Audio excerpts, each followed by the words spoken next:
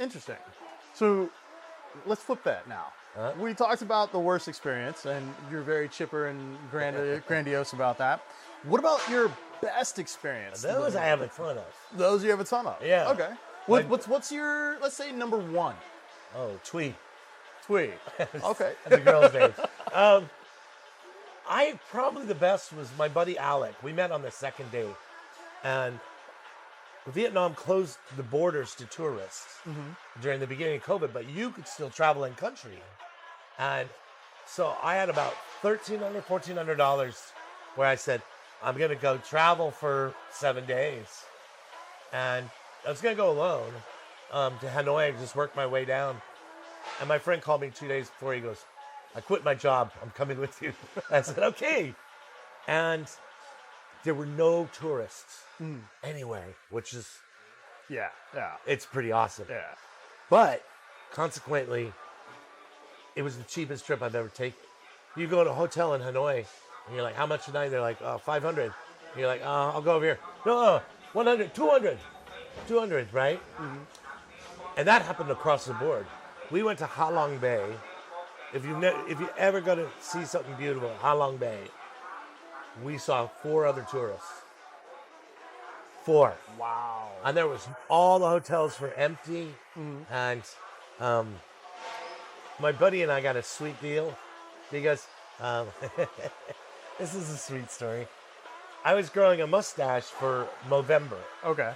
It's a big thing in America. You grow a mustache. Mustache November. Then you shave it at a charity auction. Somebody can shave you. So I was growing a walrus mustache. Okay. And I'm traveling with a guy, my best friend, really good looking, piercing blue eyes, curly blonde hair. And so we stick out because I'm a big guy. But with my walrus mustache, everybody thought for sure he was my young boy toy. So everywhere we went, he's like, oh my God. Not that it's bad, but we're both straight guys. And we were in Kepa Islands. And I said, he was staying in hostels.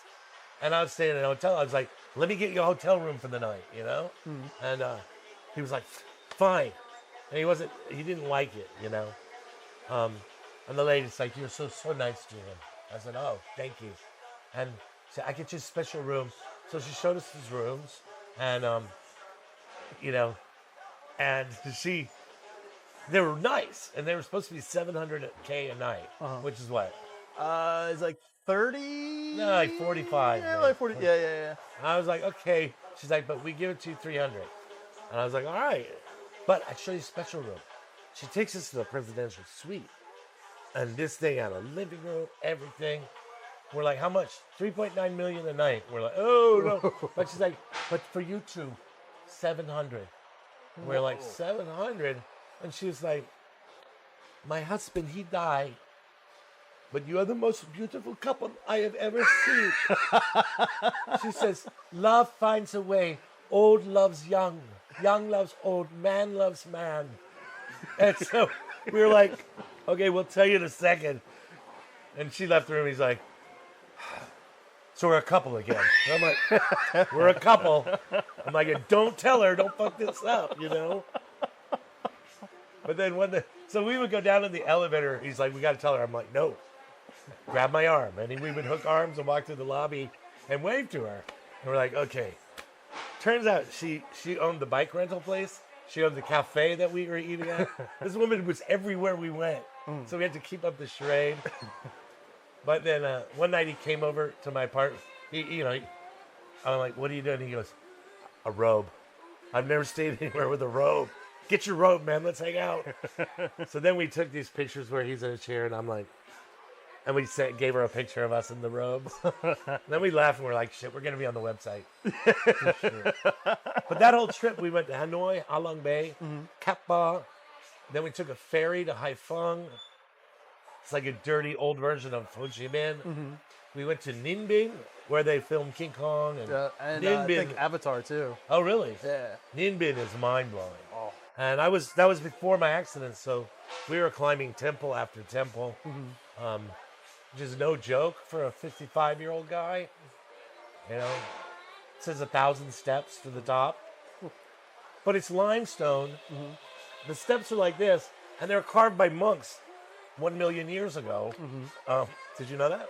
I did not know that, but I also went to Ninh Bình, and we were climbing some stairs to the top of a mountain where there was a pagoda, and we got about halfway, and then it started raining.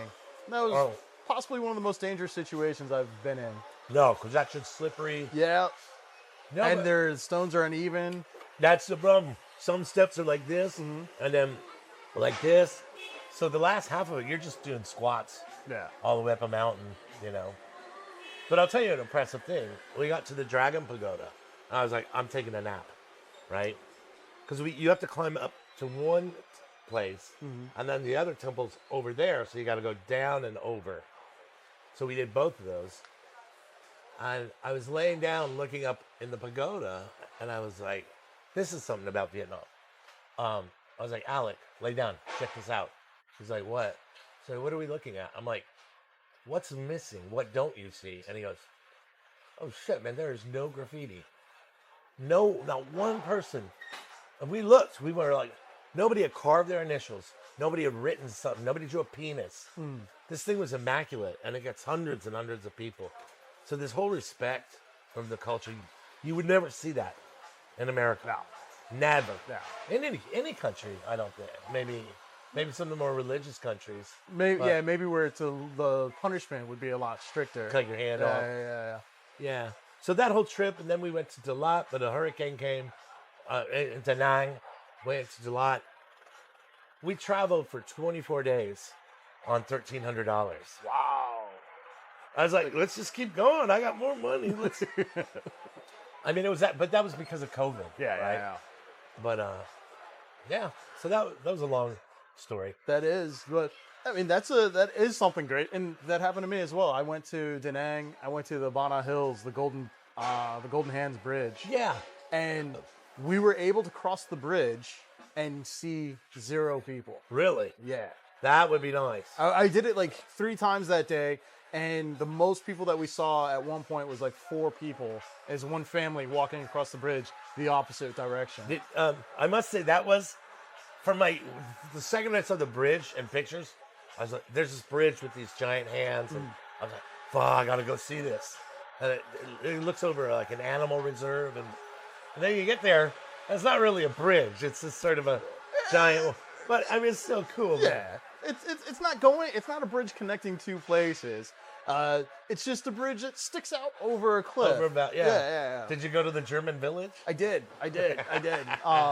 When we went, a lot of things were closed, but we were able to see some of the stuff and see things, but a lot of the shops and everything else were closed. It's the most baffling thing. I'm talking to the That's fine. It's you have to take a gondola to the top over this, like, I don't know how big animal reserve, and you get to the top of this mountain, and then at the top you go even further up, and they have built a German replica European village. It's huge, from like medieval times, on top of this mountain, and all the you can rent period costumes and walk around in them.